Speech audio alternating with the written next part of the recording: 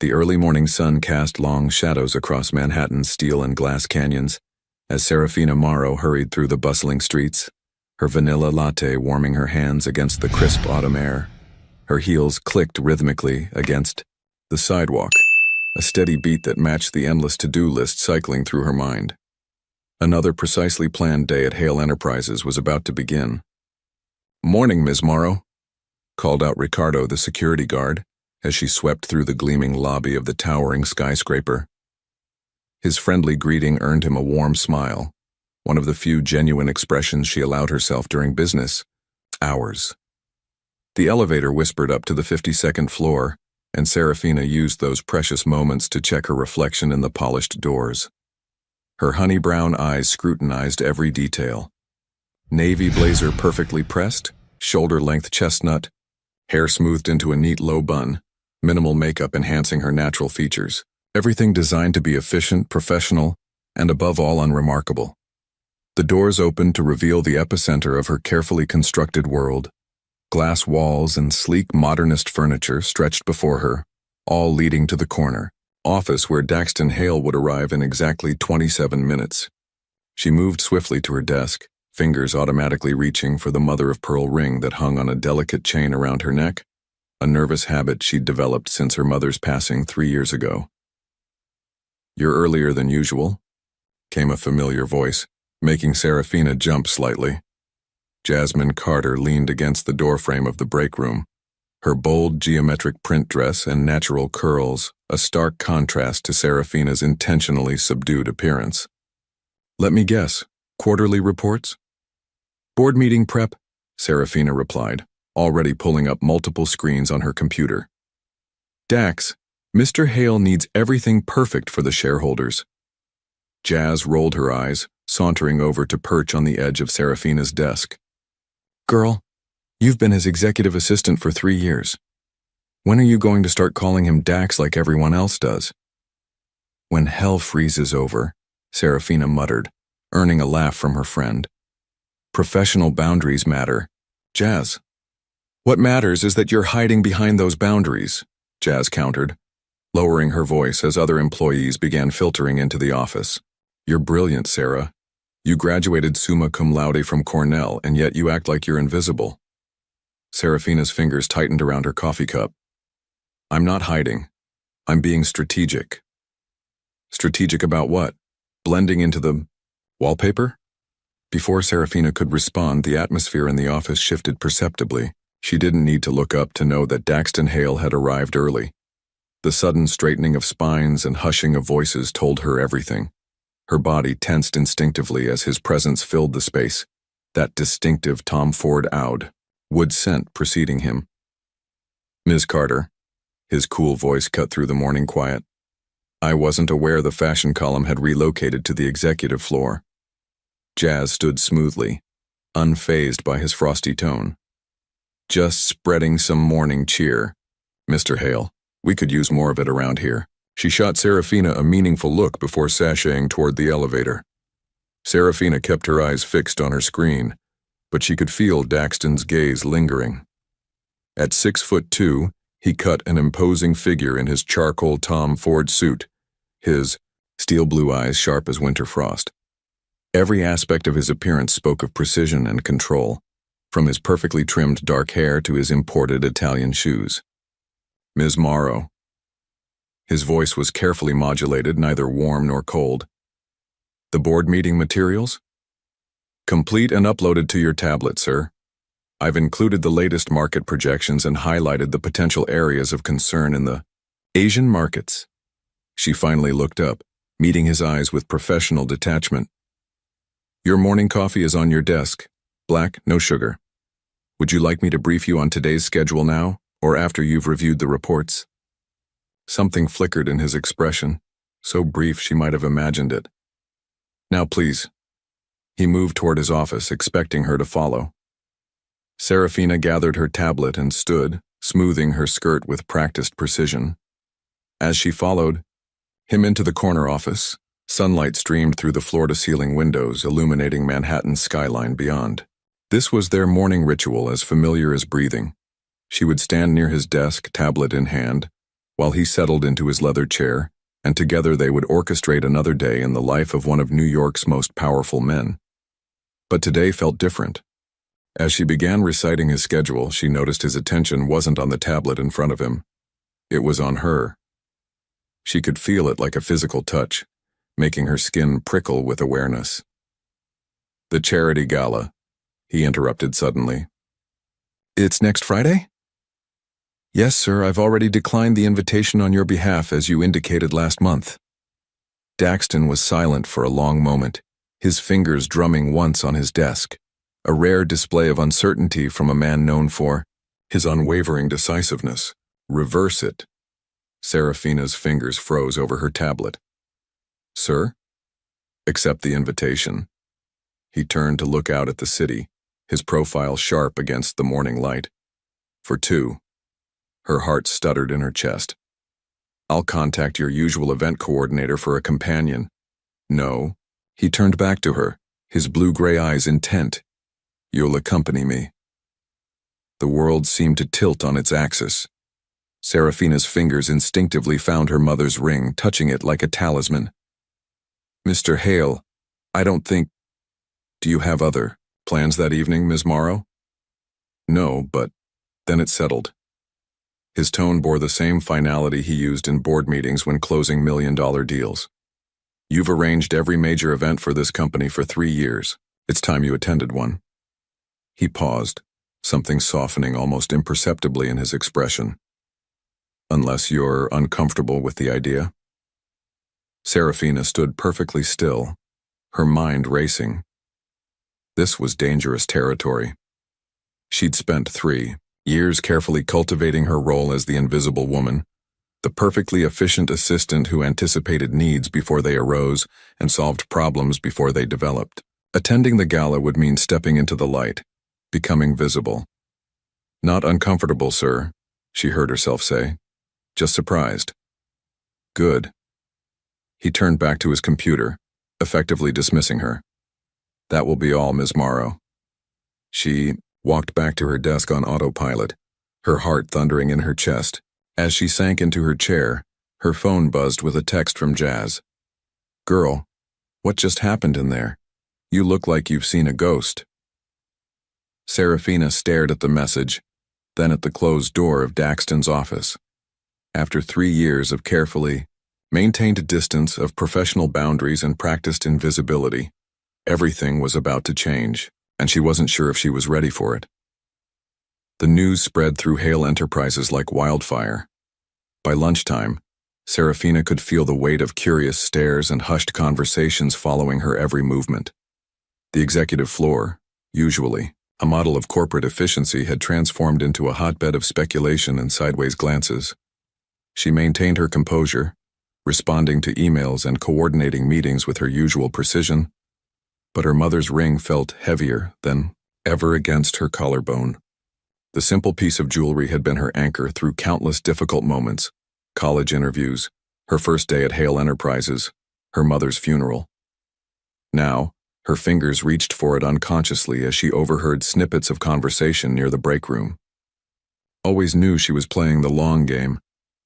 3 years of playing the perfect assistant. Serafina pressed her lips together, focusing intently on her computer screen. The quarterly projections suddenly seemed fascinating, each number a welcome distraction from the gossip swirling around her. "Don't let them get to you," Jazz's voice cut through her thoughts as her friend appeared with 2 steaming cups of coffee. "They're just jealous because they've spent years throwing themselves at him While I what?" Serafina accepted the coffee gratefully, her voice barely above a whisper. "Made myself invisible? Buried myself in work? Proved I'm nothing more than a perfectly efficient assistant?" "No." Jazz perched on the edge of her desk, her expression serious. "While you earned his trust by being genuine, do you know how rare that is in his world?" Before Serafina could respond, the elevator doors opened, revealing Ethan Grayson. The company's COO moved through the office like a shark through calm waters, his expensive suit and perfectly coiffed silver-streaked hair doing little to mask his predatory nature. His eyes locked onto Serafina immediately. "Ms. Morrow," he called out, his voice carrying just enough to draw attention. A moment of your time? Jazz squeezed her shoulder before disappearing, leaving Serafina to face Ethan alone. She stood, smoothing her skirt, a nervous habit she'd never quite conquered. "Mr. Grayson, how can I help you?" His smile didn't reach his eyes. "Walk with me?" They moved toward the floor-to-ceiling windows overlooking Manhattan, far enough from curious ears but still in full view of the office. Ethan's cologne, too strong, too artificial, made her want to step back, but she held her ground. "I couldn't help but hear about your promotion," he said, emphasizing the last word with subtle mockery. "It's not a promotion, Mr. Grayson. Mr. Hale simply requested my presence at the gala." "Of course," he chuckled, the sound hollow and cold. "But you must understand how it looks. Daxton has never brought an employee as his date. Not in all the years I've known him." "I'm attending as his assistant," she corrected firmly, though her heart raced. "Nothing more." "We both know that's not true." Ethan turned to face her fully, his expression a masterpiece of false concern. "Serafina, may I call you Serafina? I feel I should warn you. Daxton Hale is not a man known for his emotional attachments. Whatever game you think you're playing, I don't play games, Mr. Grayson." Her voice was quiet but steel-edged, "and I'd appreciate it if you didn't imply otherwise." His eyes narrowed slightly. "No? Then perhaps you're more naive than I thought. Did you know about Christina Blackwood?" The name hit her like a physical blow. Everyone in New York's financial circles knew about Christina, the brilliant investment banker who'd been engaged to Daxton 5 years ago. Their relationship had ended spectacularly, with Christina leaving the country and Daxton becoming even more closed off than before. "That's ancient history," Serafina managed, keeping her voice level. "Is it? Because I was there, Serafina. I watched him systematically shut her out, crush her spirit, until she was a shell of herself. And she was his equal, a partner at Goldman Sachs, from old money. What do you think he'll do to someone like you?" The words stung, but Serafina lifted her chin. "Thank you for your concern, Mr. Grayson. Is there anything else you need?" He studied her for a long moment, then smiled, a cold, calculating expression. "No, that will be all, for now." As he walked away, Serafina remained by the window, her reflection ghostly in the glass. Behind her, she could see Daxton's office door opening, his tall frame filling the doorway. Their eyes met in the reflection, and for a moment something electric passed between them. Then his phone rang, and the moment shattered. The rest of the afternoon passed in a blur of meetings and phone calls. Serafina threw herself into work, grateful for the distraction. But at 6:45 p.m., just as she was preparing to leave, Daxton's voice came through the intercom. "Ms. Morrow, a moment."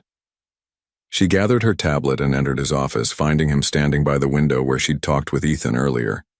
The setting sun painted the sky in shades of purple and gold, casting long shadows across his features.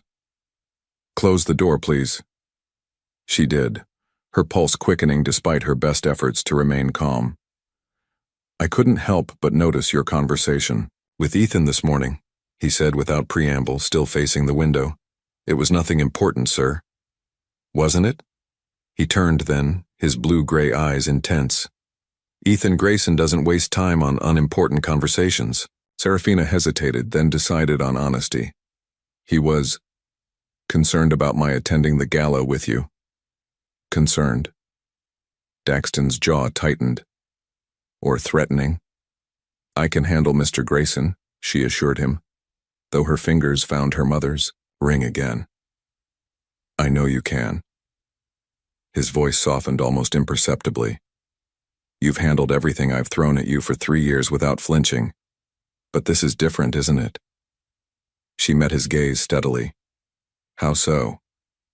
"Because now people are watching, talking, making assumptions." He moved closer, close enough that she could smell his cologne, could see the faint lines around his eyes that spoke of too many late nights and difficult decisions. "If you want to back out, do you want me to?" The words escaped before she could stop them. For a long moment, neither of them spoke. The city lights began twinkling to life beyond the windows, and somewhere in the distance a siren wailed. Finally, Daxton broke the silence. No. The word hung between them, heavy with unspoken meaning. But I need you to understand what you're walking into. The press will be there. Board members, competitors. They'll all have opinions about why I brought my assistant instead of someone more suitable? She couldn't quite keep the edge from her voice. His expression shifted, something almost like regret crossing his features. Instead of someone they expect, someone like Christina. The name landed like a stone between them. Serafina straightened her spine, channeling every ounce of professionalism she possessed. Mr. Hale, I've spent 3 years managing your public image. I know exactly what I'm walking into. The question is, do you? His eyebrows rose slightly at her boldness. Meaning that I'm very good at being invisible when needed. But if you're asking me to step into the spotlight, even for one night, she took a deep breath. I won't play a role. I won't pretend to be something I'm not. Not even for you. The words hung in the air between them, and for a moment, Serafina feared she'd crossed a line. But then something changed in Daxton's expression, a softening around the eyes, a slight upturn at the corner of his mouth. Good, he said simply, because that's exactly why I asked you. Before she could process that statement, his phone buzzed. The spell broke and they both stepped back, returning to their professional personas like actors donning familiar masks. That will be all, Ms. Morrow. Have a good evening. She nodded and turned to leave, but his voice stopped her at the door. Serafina? She looked back, startled by his use of her first name. Thank you for being honest. She managed a small smile. Always, Mr. Hale. As she gathered her things and headed for the elevator, her phone buzzed with a text from Jazz. Dinner tonight. No excuses. We need to talk about what you're going to wear to this gala. Serafina smiled despite herself, but her conversation with Ethan Grayson nagged at her thoughts. As the elevator descended, she caught her reflection in the polished doors, the careful bun, the conservative blazer, the professional mask she wore so well. For 3 years, she'd made herself invisible. In 9 days, she would step into the spotlight and nothing would ever be the same. The question was she ready for what that light would reveal? Absolutely not. Serafina stood in Jazz's spacious Tribeca loft, arms crossed, staring at the dress her friend held up. The red silk creation seemed to catch every beam of light in the room, demanding attention. I might as well wear a sign that says, "Looking for gossip." Jazz rolled her eyes, hanging the dress back among the dozens of options spread across her bedroom. That's kind of the point, honey. You've spent 3 years hiding in neutral colors. It's time to make a statement. I don't want to make a statement. Serafina sank onto the plush velvet ottoman, accepting the glass of wine Jazz handed her. I want to attend this gala, do my job, and maintain my professional reputation. Your professional reputation? Jazz settled beside her, dark eyes serious. Or your protective walls? Before Serafina could respond, her phone buzzed. A text from Daxton lit up the screen. Need the Henderson merger files. Where are they? It's almost midnight, Jazz protested as Serafina began typing a response. Don't tell me he expects you to work now. He doesn't expect anything. But the Asian markets are opening and the merger is time sensitive. Her fingers flew across the screen. Third folder from the left on your desk, blue tab. Digital copies in the secure drive under Project Aurora. His response came immediately. Found them. Thank you. Something warm flickered in her chest at those 2 simple words. Daxton never wasted time on unnecessary pleasantries, which made his occasional moments of gratitude feel surprisingly meaningful. Earth to Sarah. Jazz waved a hand in front of her face. You're doing that thing again. What thing? That soft little smile you get whenever he acknowledges you're human instead of a walking efficiency machine. Jazz took a sip of wine, studying her friend over the rim of her glass. You know, for someone who claims to want professional distance, you sure light up when he notices you. Serafina felt heat rise to her cheeks. I do not, please.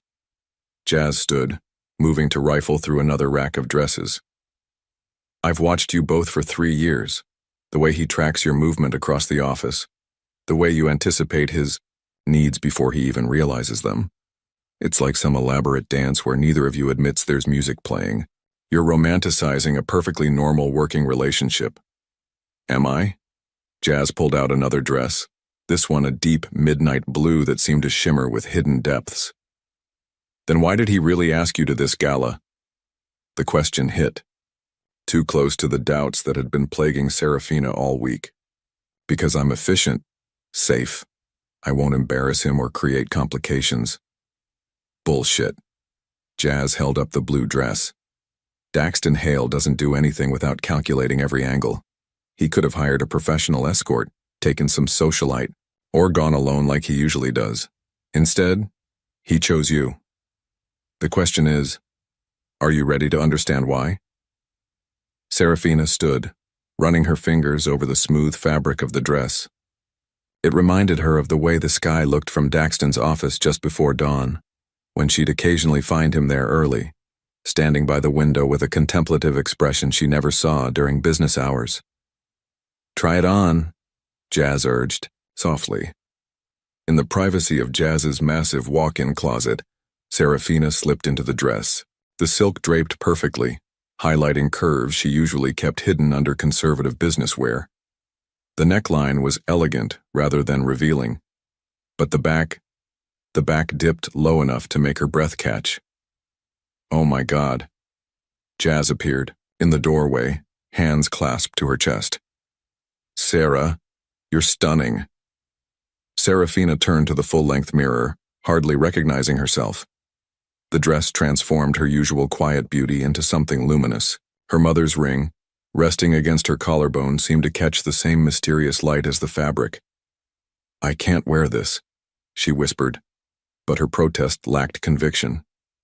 You can, and you will. Jazz moved behind her, gathering Serafina's chestnut hair and twisting it up to demonstrate a sophisticated style. Because this dress doesn't shout for attention, it commands it, just like you should have been doing all along. Serafina's phone buzzed again. Another text from Daxton. The structural analysis in section 4.2 is exactly what I needed. Good call including it. Jazz read the message over her shoulder and smirked. He's thinking about you. He's thinking about work. At midnight?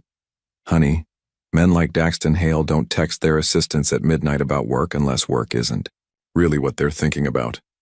Before Serafina could argue, her phone rang. Not a text this time. An actual call. From Daxton. Mr. Hale? She answered, automatically shifting into professional mode despite standing in an evening gown in her friend's closet.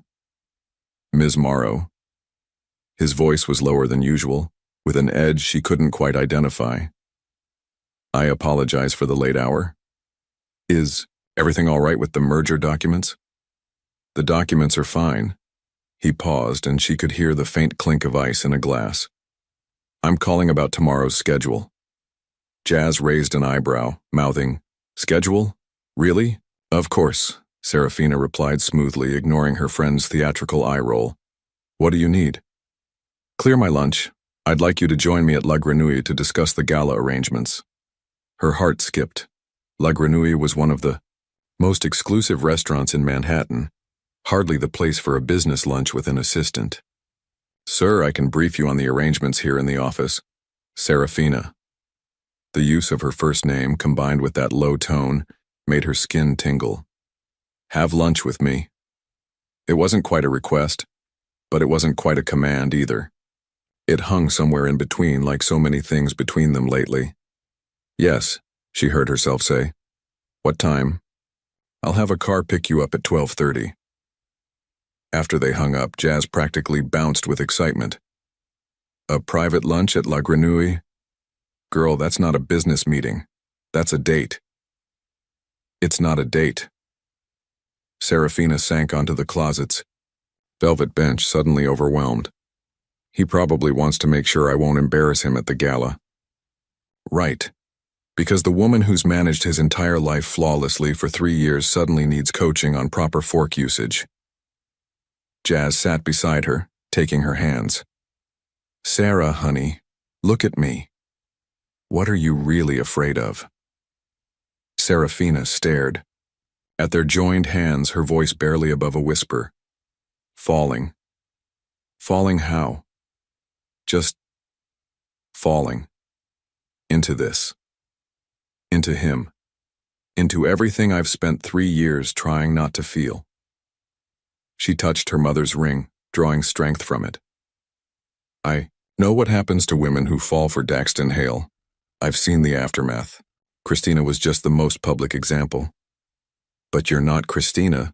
Jazz squeezed her hands. You're not some society princess who saw him as a prize to be won. You've seen him at his worst, sleep-deprived and caffeine-fueled during mergers, angry after failed deals, stressed during market downturns. You've seen behind the mask he shows everyone else, and you're still here. That's different. I'm paid to be here. Are you paid to text him at midnight? To anticipate his needs before he knows them? To care about him the way you so clearly do? Serafina pulled her hands away, standing to look at herself in the mirror again. The woman reflected back seemed caught between two worlds. The elegant blue dress speaking of possibility, while her rigid posture betrayed her fear. I should go home, she said finally. I have an early meeting tomorrow before lunch. Jazz helped her change back into her regular clothes, carefully hanging up the blue dress. You're taking this one, no arguments. Jazz, for the gala, whether you wear it or not is up to you. Jazz pressed the garment bag into her hands. But remember something. That woman in the mirror, the one who looked like she could command an empire with a single glance, she's always been there. The dress just helped you see her. Later that night, lying in bed in her Upper East Side apartment, modest by neighborhood standards but carefully decorated with the clean lines and subtle luxury she'd learned to appreciate from working with Daxton, Serafina found herself unable to sleep. Her phone showed 2 a.m., and she could imagine Daxton still in his office, suit jacket discarded, sleeves rolled up as he pored over the merger documents. Did he think of her too, in these quiet hours? Did he wonder about the boundaries they were starting to blur? Or was this all just an elaborate business strategy she couldn't yet see? Her phone lit up one final time. Get some sleep, miss. Tomorrow will be interesting. She stared at the message, feeling that familiar warmth spread through her chest. 3 years of professional distance were crumbling, and tomorrow's lunch would either build new walls or tear down the remaining ones. The question was, which outcome did she truly want? La Grenouille's intimate dining room hummed with the quiet conversations of Manhattan's elite. Crystal glasses caught the afternoon light, creating prisms across starched white tablecloths. Serafina sat across from Daxton Hale, hyper-aware of every detail, the way his fingers traced the rim of his water glass, the subtle power in his shoulders beneath his perfectly tailored suit, the intensity of his blue-gray eyes as they studied her over the menu. The Dover sole here is excellent, he said, breaking the charged silence between them. Though I suspect you already knew that. She smiled slightly. I've made your reservations here 17 times in the past 3 years. I know every item on the menu, including Chef Maurice's seasonal specialties. Of course you do. Something that might have been admiration flickered in his eyes. And yet you've never joined me before. You've never asked. The words hung between them as their waiter approached, a distinguished older gentleman who clearly recognized Daxton. After they ordered, Dover sole for him, coq au vin for her, Daxton leaned back, studying her with an intensity that made her pulse quicken. Tell me something, Ms. Morrow. Why did you accept this lunch invitation? She took a sip of water, buying time. Would you prefer honesty or diplomacy? From you? Always honesty. I accepted because saying no wasn't really an option. She met his gaze steadily. But you already knew that. The real question is, why did you ask? Before he could answer, a familiar voice cut through the restaurant's refined atmosphere. Daxton, What a delightful surprise. Serafina's spine stiffened as Vanessa Laurent approached their table. The president of Laurent Financial was everything Serafina wasn't: tall, blonde, and brazenly confident in her Chanel suit. Her smile was razor-sharp as her eyes flicked between them. Having a little business lunch? Vanessa's tone suggested she believed nothing of the sort. Vanessa? Daxton's voice held a warning edge. I wasn't aware you were back from Paris. Just returned yesterday. Perfect timing, it seems. She turned her predatory smile on Serafina. I don't believe we've been properly introduced, though I've seen you hovering in the background at countless events. You're Daxton's assistant, correct? Executive assistant, Daxton corrected sharply. Ms. Morrow runs my entire operation. How fascinating. Vanessa's perfectly manicured hand came to rest on Daxton's shoulder. We should catch up soon, darling. I have some thoughts about the Richardson portfolio that might interest you. Call my office. His tone was dismissive. Ms. Morrow handles my schedule. Vanessa's fingers tightened briefly on his shoulder before withdrawing. Of course. Enjoy your meeting. As she sashayed away, Serafina found herself studying the condensation on her water glass, fighting the urge to retreat behind her professional mask. She's wrong, you know. Serafina looked up, startled by the gentleness in Daxton's voice. About what? You don't hover in the background. You command it. Every event, every crisis, every victory. You're the one keeping everything running perfectly. He leaned forward slightly. I've always noticed. Her heart thundered in her chest. Mr. Hale. Daxton, he interrupted. Please, at least here. The arrival of their meals provided a welcome distraction. They ate in companionable silence for a few minutes before Daxton spoke again. The gala isn't just a social event. Ethan's been making moves with the board suggesting we need new leadership, younger blood. His jaw tightened. He's building alliances. Understanding dawned. And you need to present a united front, show strength. Something cold settled in her stomach. Is that why you asked me to attend? To show you trust your team completely? No. His response was immediate, almost angry. That's what Ethan thinks. He believes I'm using you as a power play. Aren't you? Daxton set down his fork, his expression intense. Do you really believe that? Before she could answer, his phone buzzed. The caller ID showed the Hong Kong office, a call he couldn't ignore. As he excused himself to take it, Serafina found herself watching him move through the restaurant. Every head turned to track his progress, drawn by the sheer magnetism of his presence. Her own phone vibrated with a text from Jazz. How's the not a date going? Instead of responding, she opened her email, needing the comfort of work. What she found made her blood run cold. Someone had leaked photos of her and Daxton entering La Grenouille to several gossip sites. The headlines were already spinning. Daxton Hale's secret romance, power, passion, and promotion. The assistant who caught the King of Wall Street from secretary to sweetheart. Hale's latest conquest. Her hands shook as she scrolled through the coverage. 3 years of careful professionalism threatened to unravel over a single lunch. When Daxton returned, he took one look at her face and knew. You've seen the articles. This is exactly what I was afraid of. She locked her phone, fighting for composure. Your reputation? My reputation. He laughed darkly. I'm more concerned about yours. These vultures will tear apart everything you've built, reduce all your accomplishments to cheap innuendo. Then why risk it? Why ask me to lunch, to the gala? You must have known this would happen. His expression softened. Because some things are worth the risk. The weight of those words settled over their table.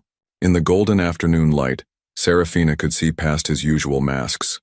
The calculating CEO, the ruthless businessman. For a moment, she glimpsed something raw and honest in his eyes. The merger documents you sent last night, he said suddenly. You included notes about potential cultural integration challenges between the companies. Nobody else caught that. Nobody else even thought to look. She blinked at the sudden change of subject. It's important to consider the human element in any merger. Yes, it is. He studied her intently. You see things others miss. Not just in business, in everything, in everyone. Including you. Especially me. He signaled for the check. That's what terrifies Ethan. What terrifies them all. Not that I might be involved with my assistant, but that my assistant might actually deserve her place at my side. As they stood to leave, he placed his hand at the small of her back, a gesture that felt both protective and possessive. Cameras flashed outside the restaurant's elegant facade. Serafina instinctively started to step away, but his hand held firm. No more hiding, he murmured, close enough that she could feel his breath against her ear. Let them talk. The car ride back to the office was silent, charged with unspoken possibilities. But as they neared Hale Enterprises, Serafina's phone buzzed with an urgent message from HR. They want to see me, she said quietly. About maintaining appropriate professional boundaries. Daxton's jaw clenched. I'll handle it. No. She straightened her spine. I need to handle this myself. If I'm going to step out of the shadows, I have to do it on my own terms. He studied her for a long moment before nodding. Just remember something, Serafina. You've never been in anyone's shadow. They just weren't paying attention to the light. As she walked into the HR office 15 minutes later, head held high, she could still feel the ghost of his hand on her back, the weight of his words in her heart. The world was watching now, waiting to see if she'd fall. But maybe, just maybe, she was finally ready to fly instead. The HR meeting lasted exactly 47 minutes. Serafina sat perfectly poised in her charcoal gray suit, hands folded in. Her lap as Regina Matthews, the head of human resources, reviewed the company's fraternization policies. We understand your position is unique, Regina said, peering over her rimless glasses. Mr. Hale has significant latitude in how he runs his office. However, the board has concerns about the appearance of impropriety. I understand their concerns, Serafina replied evenly. But I'd like to clarify something. Have there been any complaints about my performance? Any suggestions that I've received preferential treatment or failed to maintain professional standards? Regina shuffled through the papers before her. No, your performance reviews have been exemplary. And has Mr. Hale's productivity or decision-making shown any decline since I became his executive assistant? On the contrary, the board notes that the past 3 years have shown remarkable growth. Serafina allowed herself a small smile. Then perhaps we should focus on actual impropriety rather than its appearance. As she left the HR office, her phone buzzed with multiple notifications. The story had evolved. Someone had leaked her salary history and educational background to the press. The new headlines were even more savage. Cornell grad to corporate climber. The calculated rise of Serafina. Morrow exclusive, inside the assistant. With the Ivy League brain. She was so absorbed in reading that she nearly collided with Ethan Grayson in the hallway. Careful, Serafina. His smile was cold as winter. Though I must say you're making quite the splash today. Mr. Grayson. She moved to step around him, but he blocked her path. You know what fascinates me? He lowered his voice conspiratorially. How someone with your credentials ended up as an assistant. Cornell graduate summa cum laude offers from multiple top firms, yet you chose to fetch coffee for Daxton Hale. Why is that? She met his gaze steadily. Perhaps you should ask Mr. Hale why he hired me. Oh, I have my theories. He stepped closer, forcing her to tilt her head back to maintain eye contact. Just like I have theories about why Christina really left. Would you like to hear them? Not particularly. No? His expression turned predatory. What about my theories regarding the Maxwell Industries deal last year? The one that mysteriously fell through after you spent late nights reviewing the contracts? Serafina's blood ran cold. She remembered those nights clearly, discovering the hidden clauses that would have allowed Maxwell to strip Hale Enterprises of key assets after the merger. Are you implying something, Mr. Grayson? Just that loyal assistants are so hard to find these days. Ones who know when to keep quiet about certain details. He straightened his tie. The board meeting next week should be interesting. Lots of questions about judgment and transparency. Before she could respond, another voice cut through the tension. "Everything all right here?" Daxton stood at the end of the hallway, his expression thunderous. Ethan stepped back smoothly, his demeanor shifting to casual friendliness. "Just catching up with your charming assistant," he said with a sharp smile. "She's quite the topic of conversation today." "Then I suggest you find a new topic." Daxton's tone could have frozen hell. "The board meeting prep needs your attention." Ethan inclined his head in mock deference and strode away. Serafina released a breath she hadn't realized she was holding. "My office," Daxton said quietly. "Now." She followed him, acutely aware of the whispers and stares from their colleagues. As soon as the door closed behind them, Daxton's controlled facade cracked. "What did he say to you?" "Nothing concrete." She sank into one of the leather chairs. "Just implications about Christina, the Maxwell deal." "Damn it."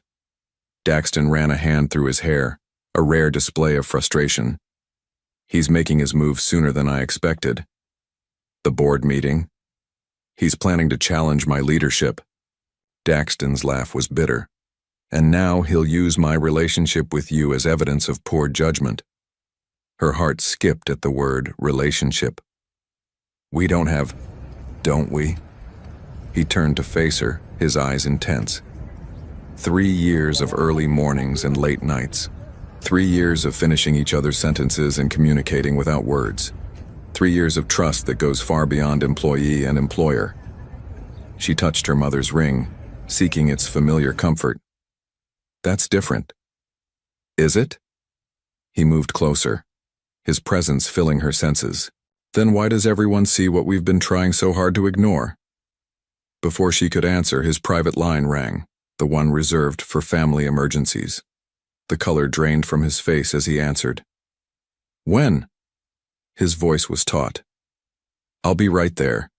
He hung up, already reaching for his coat. "My father's had a heart attack." Serafina was on her feet instantly, reaching for her tablet. "I'll have the car brought around and clear your schedule." "No." He caught her hand, the contact sending electricity through her veins. "I need you to handle things here. Ethan will try to use my absence to his advantage. But, please." His fingers tightened around hers. "You're the only one I trust." The weight of that trust settled over her like a mantle. She straightened her spine, nodding. "Go. I'll take care of everything." He held her gaze for a moment longer, something unspoken passing between them. Then he was gone, leaving her alone in his office with the late afternoon sun painting shadows on the walls. Her phone buzzed again, Jazz this time. "Girl, the internet is wild right now, you okay?" Instead of responding, Serafina moved to Daxton's desk, sitting in his chair. She had work to do. Opening her laptop, she began drafting emails to key board members, her fingers flying across the keyboard. If Ethan wanted to play games, he'd learn what she was capable of when protecting what mattered to her. A soft knock at the door interrupted her focus. Vanessa Laurent stood in the doorway, her smile sharp as a blade. My, she purred, already claiming his throne? Serafina didn't rise from Daxton's chair. "How can I help you, Ms. Laurent?" "Actually, I was hoping to help you." Vanessa glided into the office, perfectly coiffed and predatory. "You see, I knew Christina quite well. We had such interesting conversations about Daxton's particular tastes in relationships. I'm not interested in gossip." "No? What about interested in survival?" Vanessa perched on the edge of the desk. "Because right now, darling, you're swimming with sharks, and from where I'm sitting, you look an awful lot like Chum." Serafina met her gaze coolly. "Then you need to look closer, Ms. Laurent, because I'm not swimming with sharks." She allowed herself a small, dangerous smile. "I'm hunting them." Something like respect flickered in Vanessa's eyes. She stood, smoothing her skirt. "Well, this should be entertaining at least. Do give Daxton my best when he returns. If he returns. After she left, Serafina let out a shaky breath. Her phone lit up with another message, from Daxton this time. Father's stable, surgery tomorrow, don't let them see you sweat. She smiled slightly, typing back, never do. The sun had set by the time she finished her work, leaving her alone in the dimly lit office.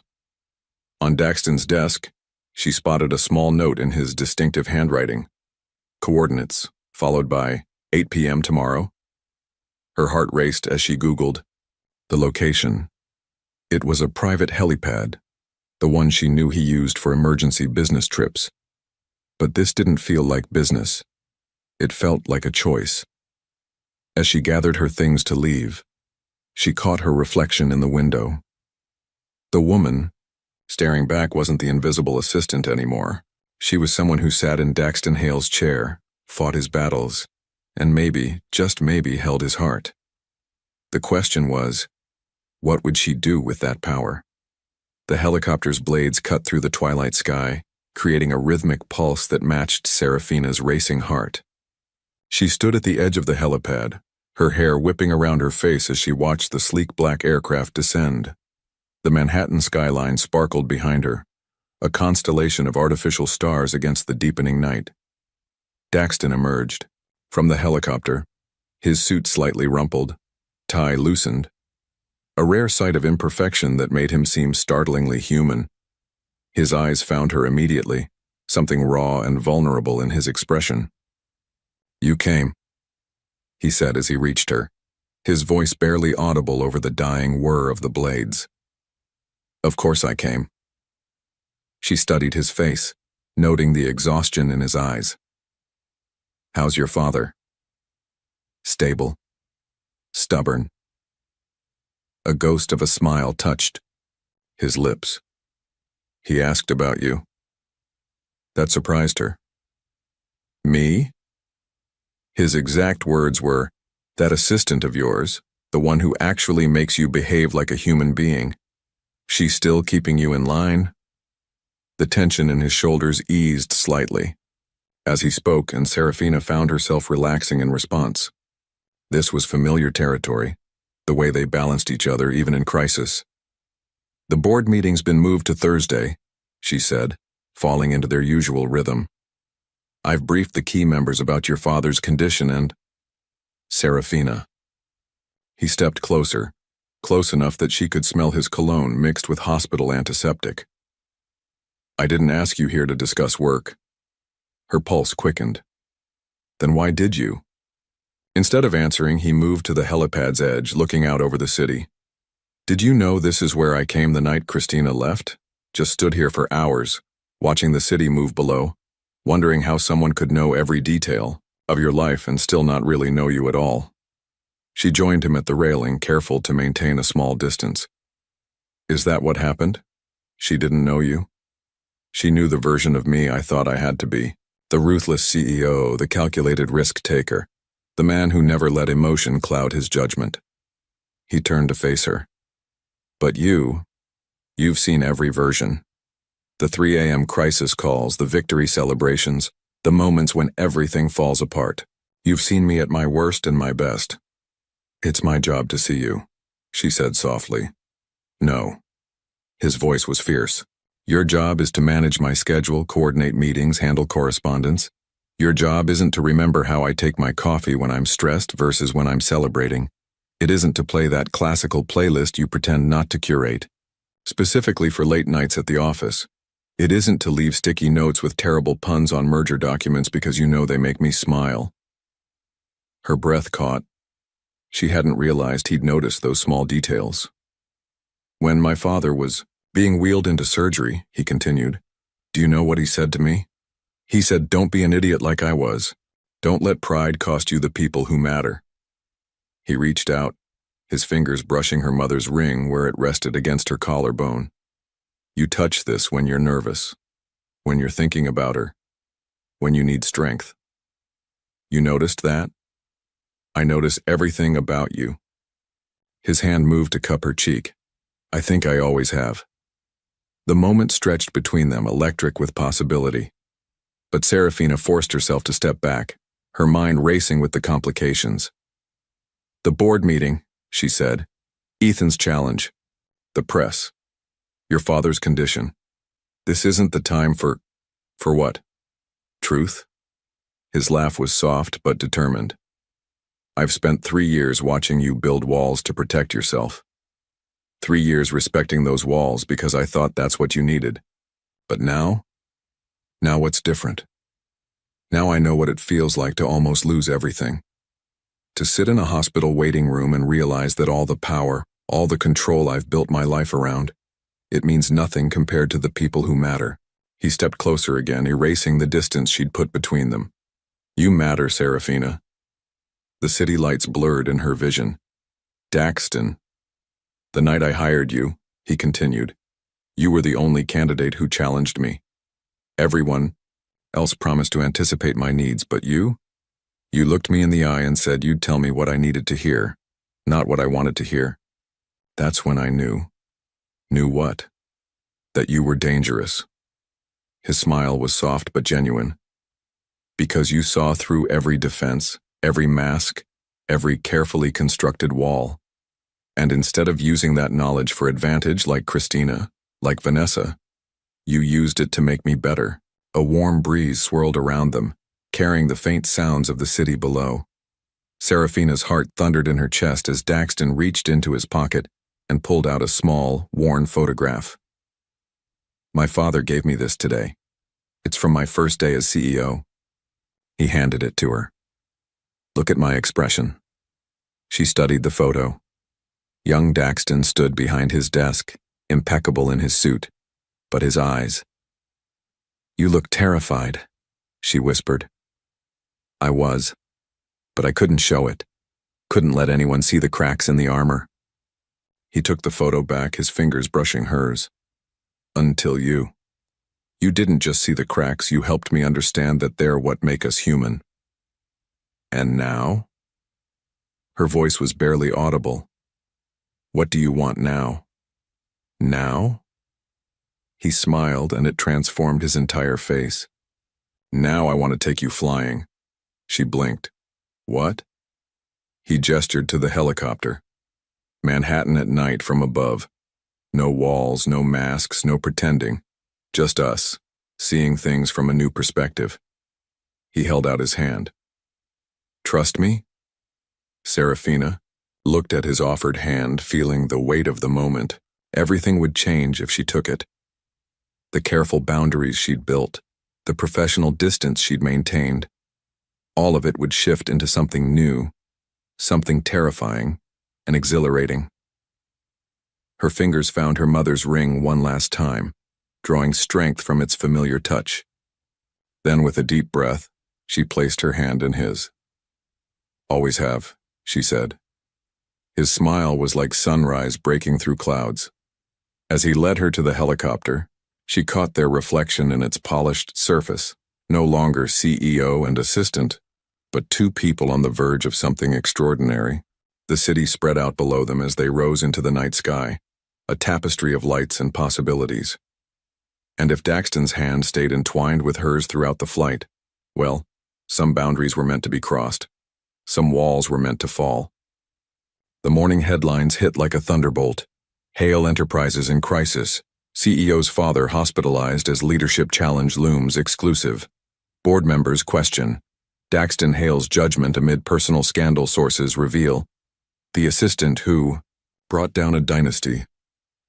Serafina stared at her phone, still wearing the clothes from last night's helicopter ride. She'd barely slept, her mind replaying every moment.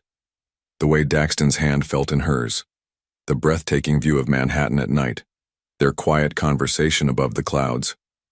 Now, in the harsh light of morning, reality came crashing back. Her intercom buzzed. Ms. Morrow?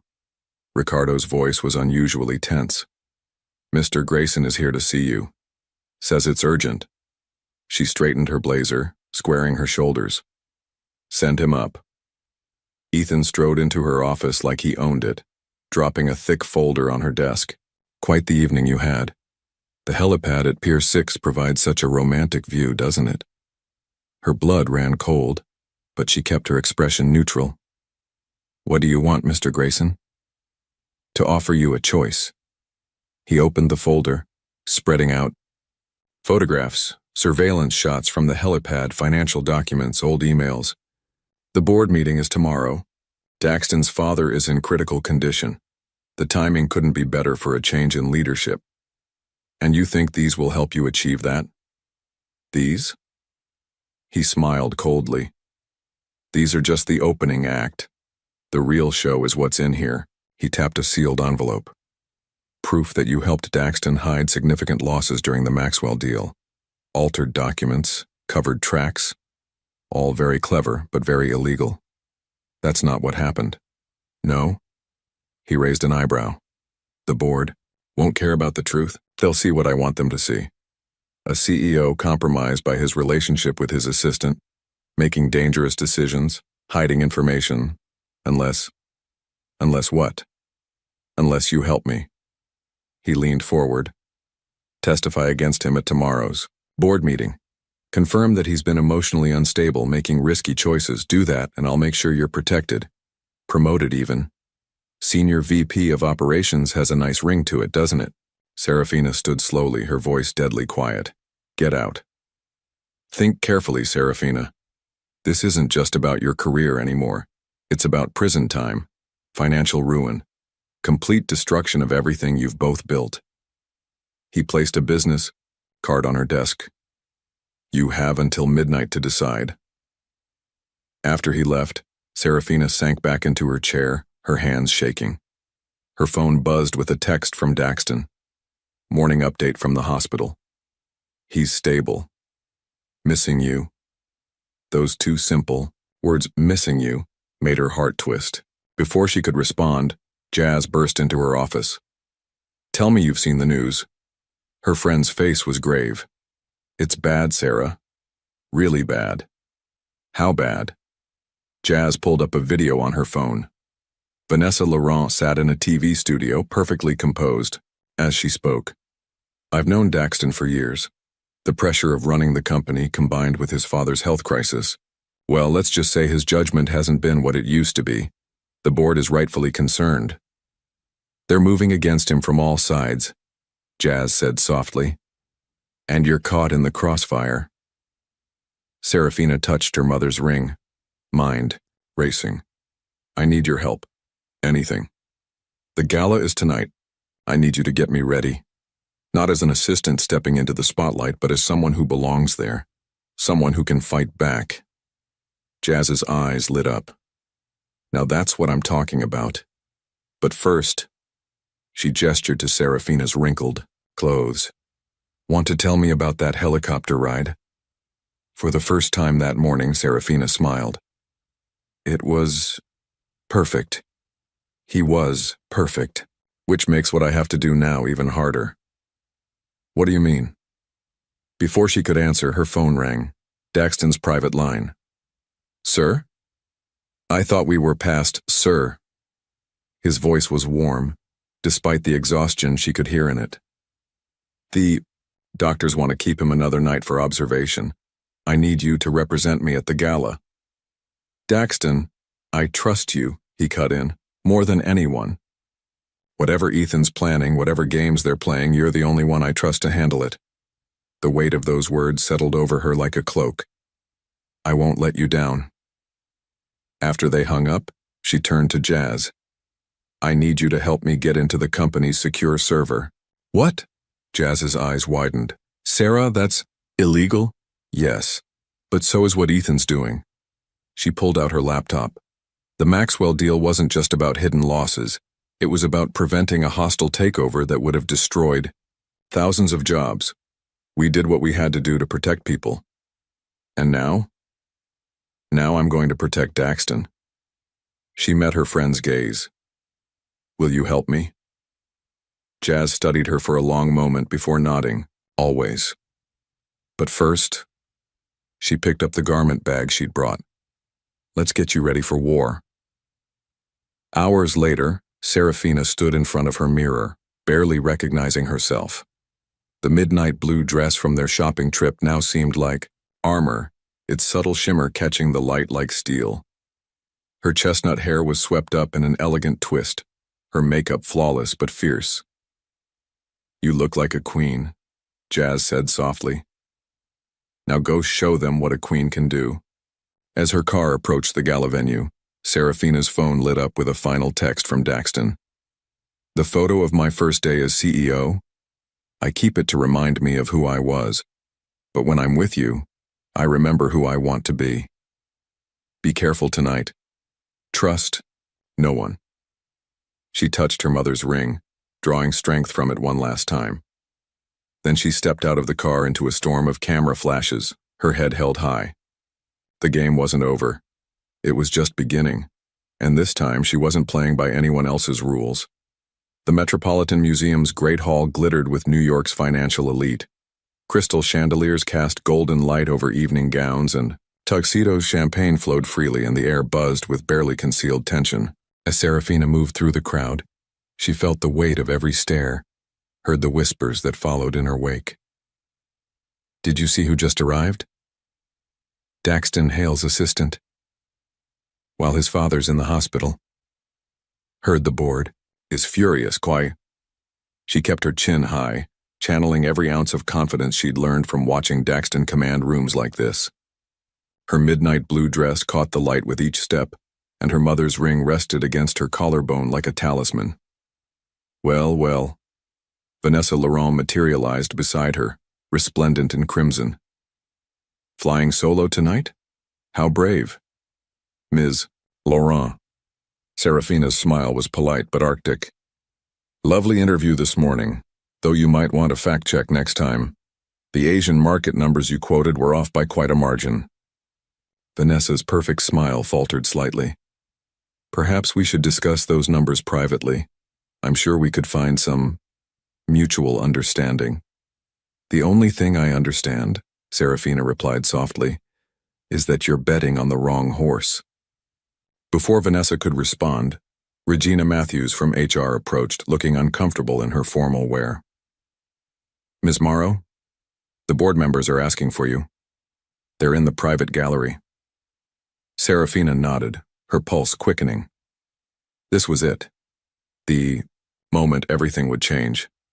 She drew a deep breath and headed for the museum's west wing, her heels clicking against the marble floors. The private gallery was dimmer than the main hall, illuminated mainly by track lighting on priceless artifacts. 7 board members waited, along with Ethan Grayson, who smiled like a predator seeing prey.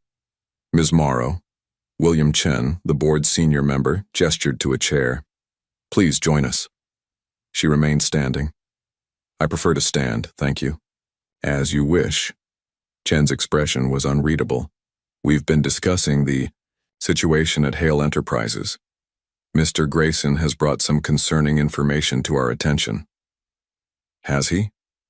Serafina's voice was calm, betraying none of the adrenaline coursing through her veins. "And did he mention his own role in the Maxwell Industries situation?" Ethan's smile wavered. "I'm not sure what you're implying." "No implications." She withdrew a tablet from her clutch. "Just facts. Would you like to see the real numbers from the Maxwell deal? The ones showing how Mr. Grayson attempted to orchestrate a hostile takeover using shell companies?" The board members stirred, exchanging glances. Chen leaned forward. "What evidence do you have?" "Everything."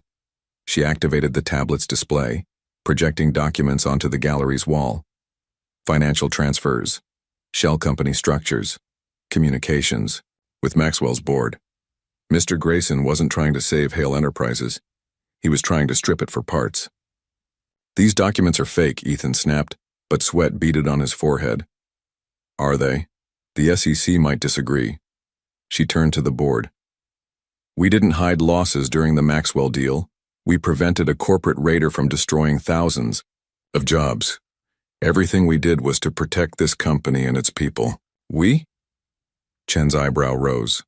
"You admit to being involved?" "I admit to doing my job. Protecting Hale Enterprises, its CEO, and its employees."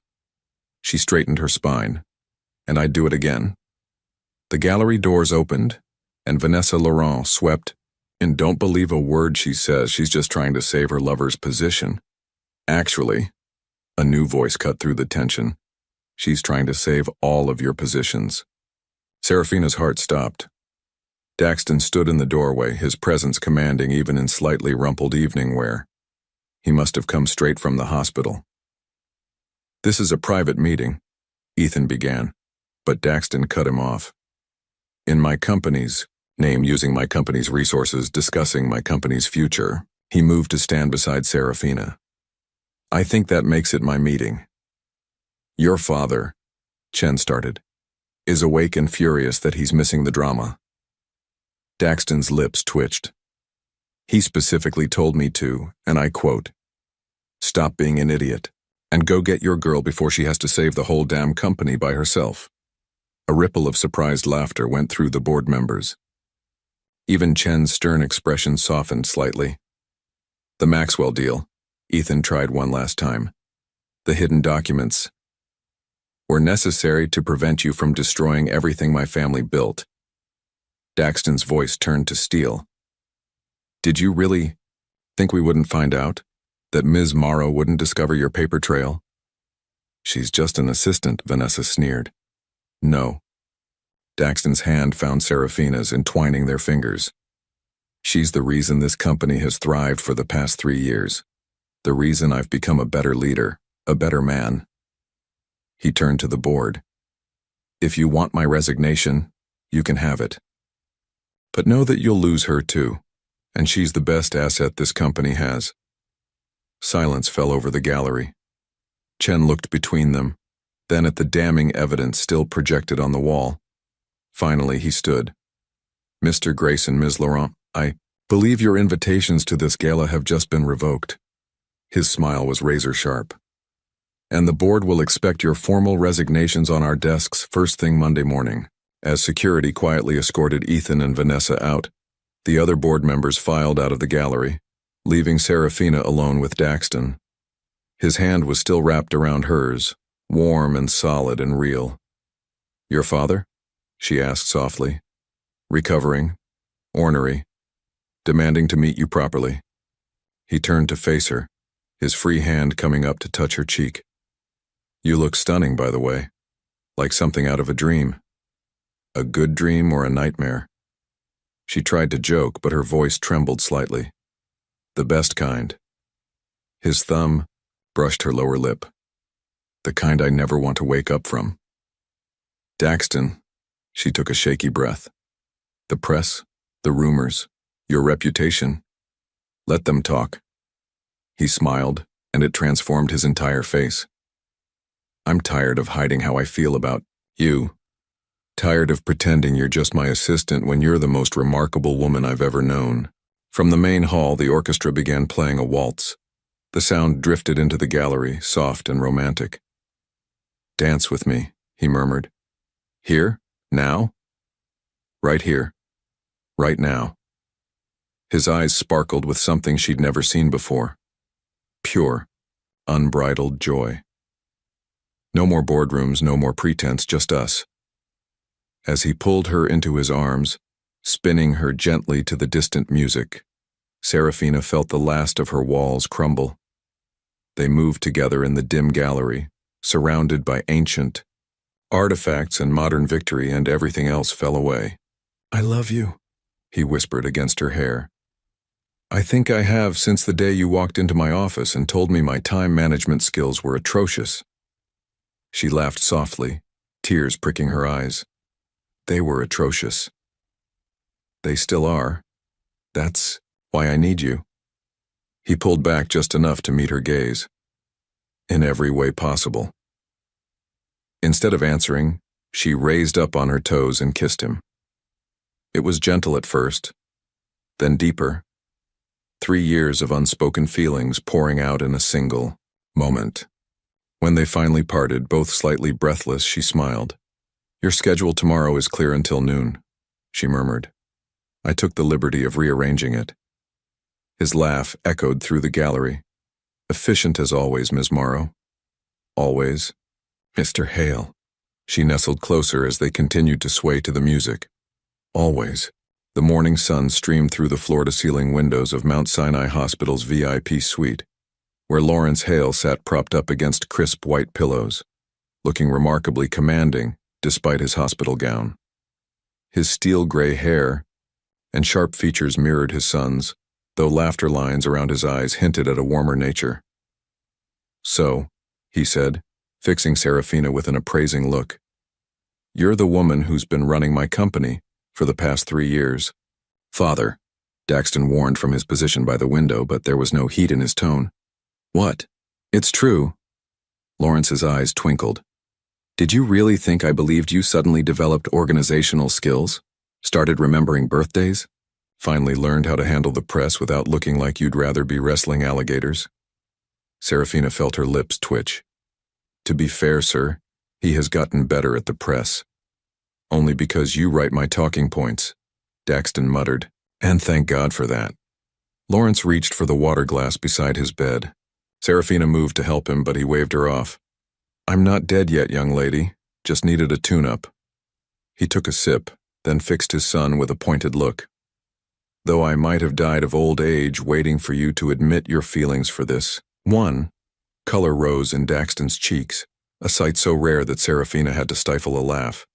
"Father, we're not here to discuss—" "Oh, but we are." Lawrence settled back against his pillows. "Because I'm about to make things very interesting. For both of you."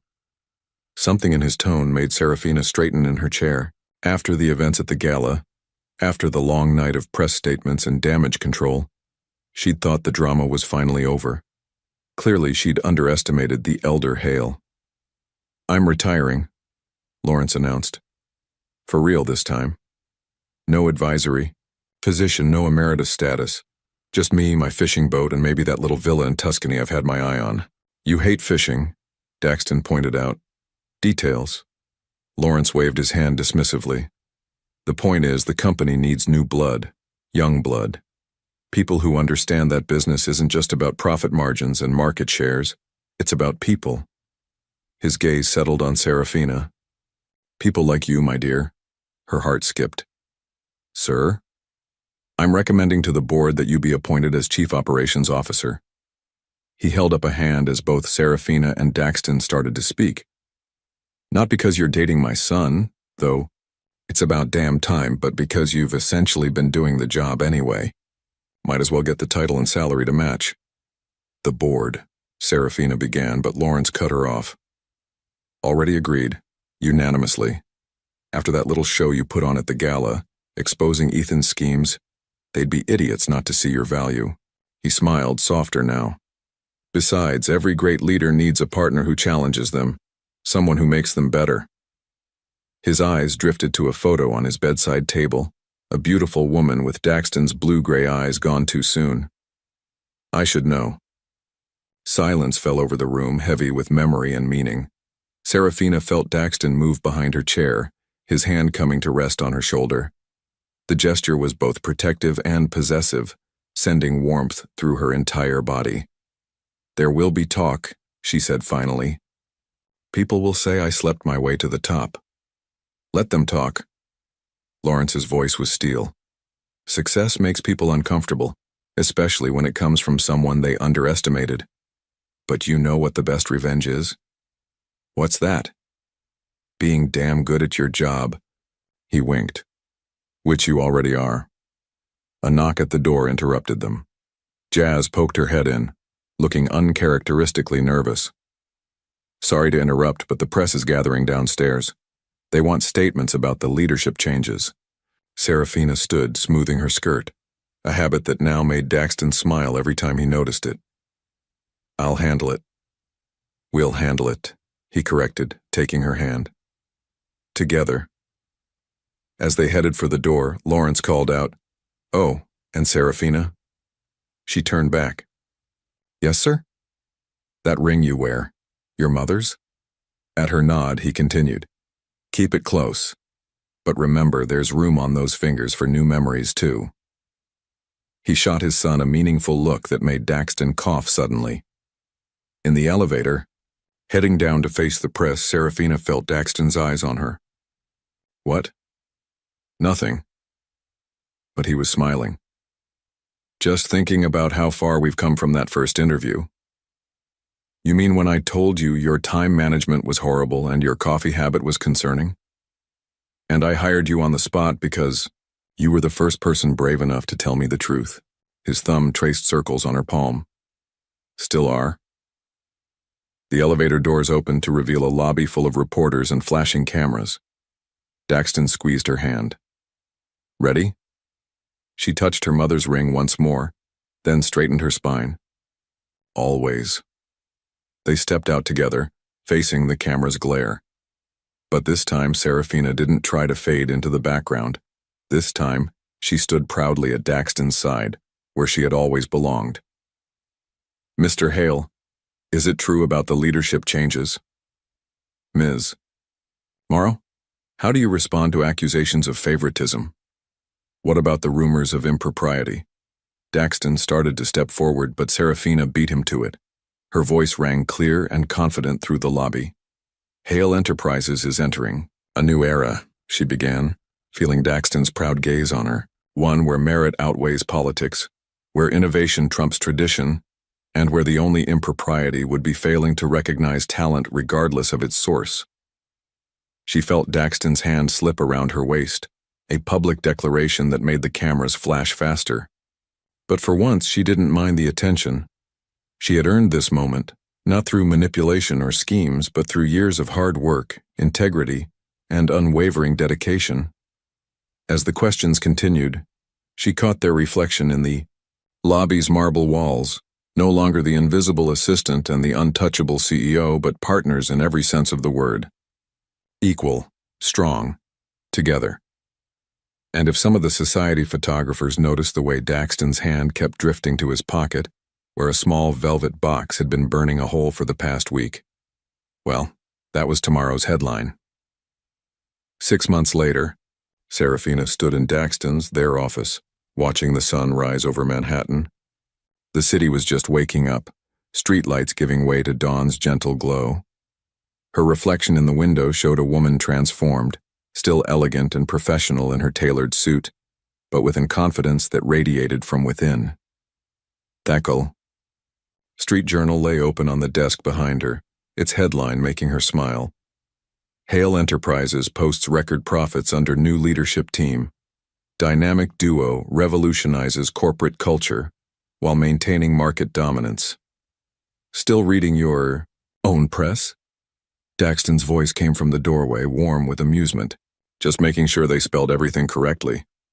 She turned to face him, taking in his relaxed stance. How was breakfast with your father?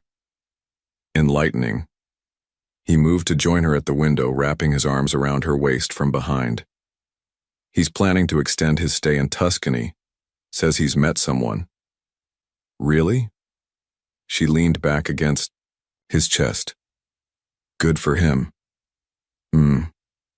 His chin rested on her shoulder. He also asked when we're going to make him a grandfather. But I told him we're taking things one step at a time. Serafina's hand drifted to her mother's ring, now paired with a stunning diamond engagement ring that caught the morning light. Speaking of steps, have you reviewed the Miller proposal? Changed the subject already? He chuckled against her neck. But yes, I looked at it. Your notes were spot on. Their expansion timeline is too aggressive. I was thinking, she turned in his arms to face him. What if we approached it differently? Instead of a straight acquisition, we could structure it as a phased integration. Let them maintain some autonomy while we...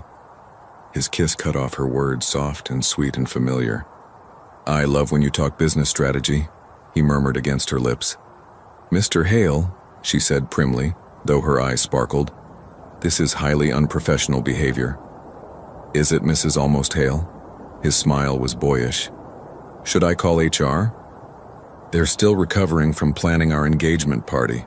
She stepped back, straightening his tie. Besides, we have the board meeting in 20 minutes. Always keeping me on schedule. He caught her hand, pressing a kiss to her palm. What would I do without you? Crash and burn. But her tone was tender. Fortunately, you'll never have to find out. A knock at the door interrupted them. Jazz breezed in, her arms full of folders. Sorry to break up the romance, lovebirds, but the quarterly reports are ready for review. She paused, taking in their proximity. Though I can come back if you're busy making the next generation of CEOs. Jazz. Serafina felt her cheeks warm. What? Lawrence keeps asking me when it's happening. Apparently he's got a betting pool going with the board members. She dropped the folders on the desk with a flourish. Speaking of which, you'll never guess who I saw having dinner together last night. Regina from HR and William Chen, Daxton said without looking up from the reports. Jazz's jaw dropped. How did you? Because he asked me for restaurant recommendations last week. He glanced up, smirking. I suggested La Grenouille. Of course you did. Serafina shook her head, but she was smiling. Some things had come full circle.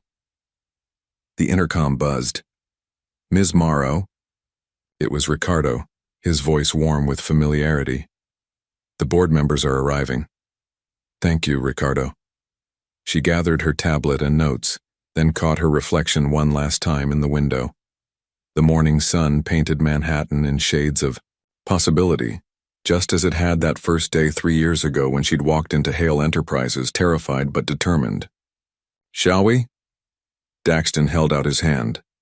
She took it without hesitation, their fingers intertwining naturally. As they walked toward the boardroom, heads held high, she thought about all the moments that had led them here. Late nights over merger, documents, early mornings with coffee and hidden smiles, helicopter rides in hospital rooms, galas and confrontations and quiet victories. The boardroom doors opened to reveal the familiar faces of their leadership team. No more Ethan with his schemes, no more Vanessa with her manipulations. Instead, there were people they trusted, people who had earned their positions through merit and dedication. Before we begin, William Chen said as they took their seats, I believe congratulations are in order. The London office's numbers are extraordinary. Thank you, Serafina and Daxton said in unison, then shared a smile. And, Chen continued with a twinkle in his eye, I trust we'll have more celebrations soon. His meaningful glance at Serafina's engagement ring made several board members chuckle. One thing at a time, she replied diplomatically. But under the table, Daxton's hand found hers again. The meeting proceeded smoothly, a testament to how well they worked together. She no longer sat in the background taking notes. Now she led presentations, challenged assumptions, shaped the future of the company they both loved. And through it all, Daxton watched her with that same mix of pride and adoration that still made her heart skip. Later that evening, as the office emptied and the city lights began to twinkle, they stood together at their favorite spot by the window. The same view that had witnessed their first real conversation now watched them plan their future. I've been thinking, Daxton said softly, his arms around her waist, about what you said regarding the Miller integration. She leaned back against him, content. You're right, as usual. He pressed a kiss to her temple. But I was also thinking about something else. What's that? Maybe it's time to talk about that grandchild my father keeps asking for. She turned in his arms, heart racing. Really? Really? His smile was soft, vulnerable in a way only she got to see. I want everything with you, Serafina, the company, the family, the future, all of it. She reached up to touch his face, remembering all the masks he used to wear, all the walls they'd both built and torn down together. We've come a long way from coffee runs and meeting schedules. No, he corrected gently. We've come exactly where we were always meant to be. As he kissed her, slow and sweet and full of promise, the city spread out below them like a sea of stars. But Serafina didn't need to look outside to see her future anymore. It was right here, in this office where it all began, with the man who had seen her when she was trying to be invisible. Sometimes love isn't about grand gestures or dramatic declarations. Sometimes it's about coffee orders and late-night texts, about trust built over years and walls torn down brick by brick. Sometimes it's about two people who were meant to be partners in every sense of the word, finding their way to each other, one board meeting at a time. And sometimes, just sometimes, it's about an assistant and a CEO who discovered that the greatest merger of all was between two hearts that were always meant to beat as one. 1 year later, the morning sun streamed through the windows of Daxton's old office, now converted into a more modern shared workspace. 2 desks faced each other, both equipped with state-of-the-art technology and impressive views of Manhattan. On one wall hung 3 framed items: the original Cornell acceptance letter that had started Serafina's journey, the photograph of young Daxton on his first day as CEO, and between them a recent Wall Street Journal cover featuring them both, titled "The Future of Corporate Leadership." Serafina stood by the window, one hand resting on her slightly swollen belly, the other holding her mother's ring, now on a longer chain to accommodate her changing figure.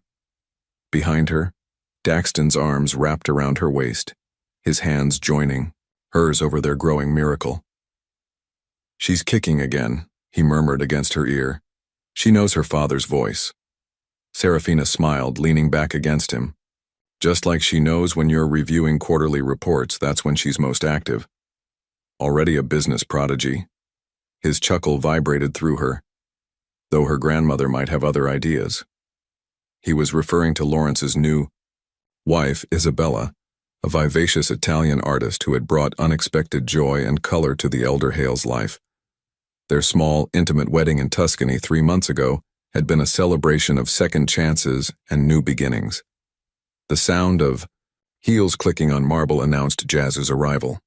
Now head of corporate communications, she still maintained her bold style, though her fashion choices had evolved to reflect her executive position.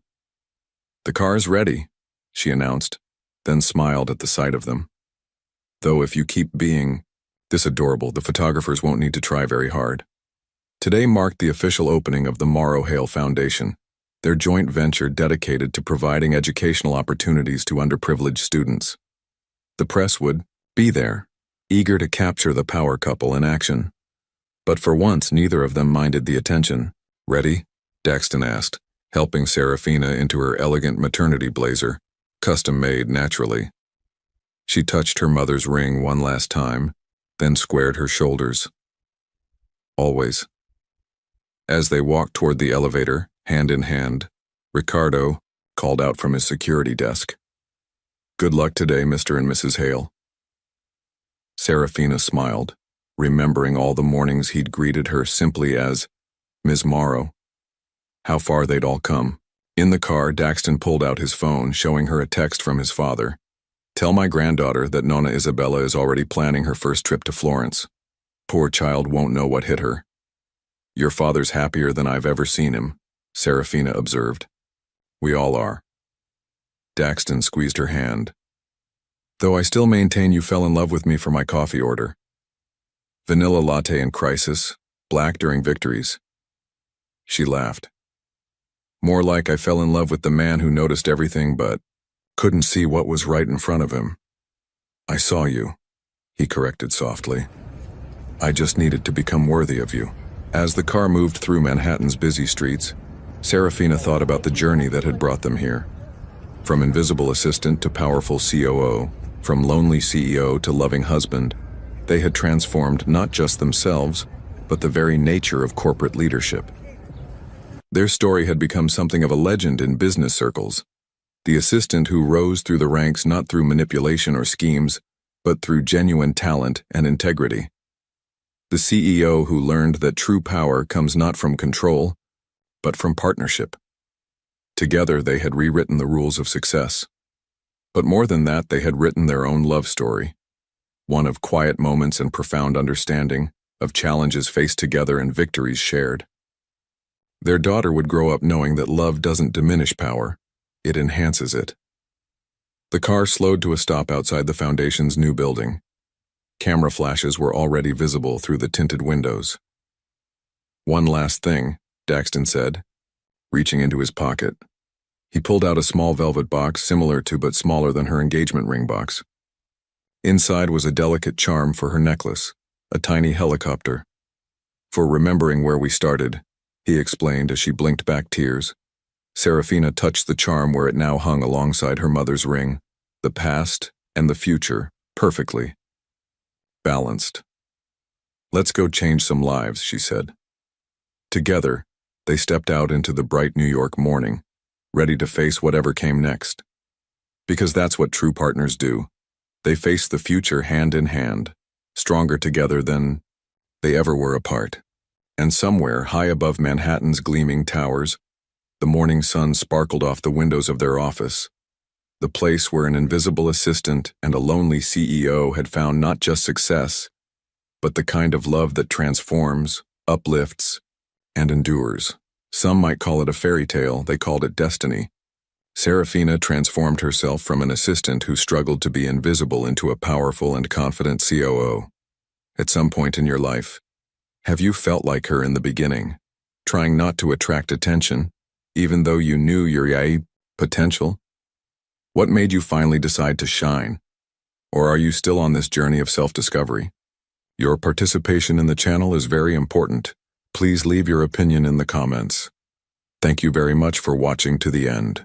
If you like the story, don't forget to subscribe to the channel. Leave a like and share your opinion in the comments. Your participation is very important to us. See you next time.